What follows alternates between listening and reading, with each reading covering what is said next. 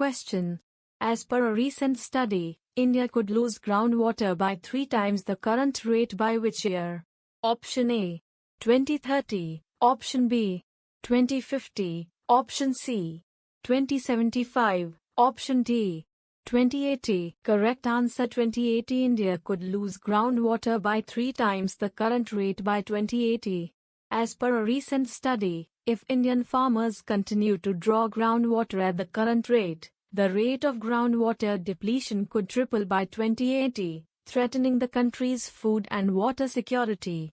The study, led by the University of Michigan in the US, found that a warming climate has forced farmers in India to adapt by speeding up the withdrawal of groundwater used for irrigation. The study published in the journal Science Advances said that as a result, reduced water availability could threaten the livelihoods of more than a third of the country's 1.4 billion inhabitants and can have global implications.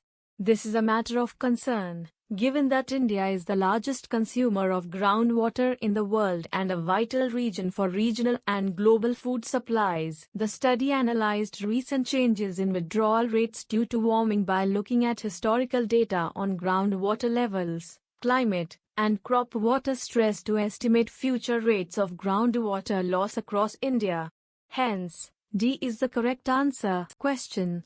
Which bank has introduced UPI interoperability in its digital rupee e-rupee? Option A. ICICI. Option B. State Bank of India. Option C. HDFC. Option D. Bank of Baroda. Correct answer. State Bank of India (SBI) has offered UPI integration with the digital rupee. State Bank of India (SBI) has introduced UPI interoperability in its digital rupee e-rupee, which is also known as Central Bank Digital Currency (CBDC).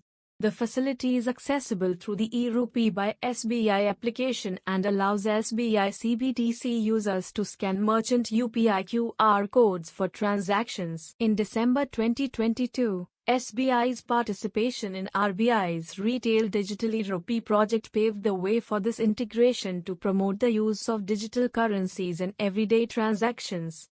According to the SBI, this integration will have a significant impact on the digital currency ecosystem.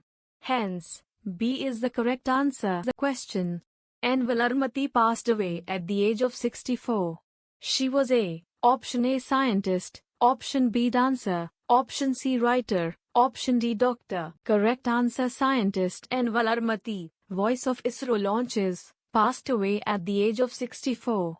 ISRO scientist N. Valarmati, who lent her voice on countdowns for many rocket launches, passed away in Chennai due to cardiac arrest. She used to announce the countdown on all launches at the Satish Dhawan Space Center. Her announcement of launching Chandrayaan-3 turned into her last. She was a part of the Range Operations Program Office at the Satish Dhawan Space Center. Hence, A is the correct answer. Question. Recently, Commerce Ministry has recommended anti-dumping duty of up to on import of Chinese glass used in home appliances. Option A. $213 per ton. Option B. $223 per ton. Option C. $233 per ton. Option D. $243 per ton. Correct answer. $243 per ton. Anti-dumping duty on imports of Chinese glass has been recommended by the Commerce Ministry. The ministry has recommended anti-dumping duty of up to $243 per ton of import of Chinese glass used in home appliances. The anti-dumping duty has been recommended with a view to guard domestic industries from cheap inbound shipments from the neighboring country. The final decision on imposing the anti-dumping duty will be taken by the Finance Ministry. Directorate General of Trade Remedies (DGTR) has investigated the dumping of toughened glass for home appliances having thickness between 1.8 mm to 8 mm and area of 0.4 sqm or less originating in or exported from China. Hence, D is the correct answer. Question. Who has sworn in as interim president of Gabon? Option A. Ali Bongo Ondimba. Option B. Louis Bigman. Option C. Albert Bernard. Option D. Brice Oligui Nguema. Correct answer: Ali Bongo Ondimba Brice Oligui Nguema sworn in as interim president of Gabon. Military leader Brice Oligui Nguema becomes the interim president of Gabon. Military officers led by Gabonese General Nguema has seized power after the coup. General Nguema has taken an oath administered by Gabon's Constitutional Court judges in a televised ceremony. Nguema was given a standing ovation by an audience of military officers and officials during the oath-taking ceremony. The coup ended the 56-year rule of the Bongo family after the election result was annulled by the military.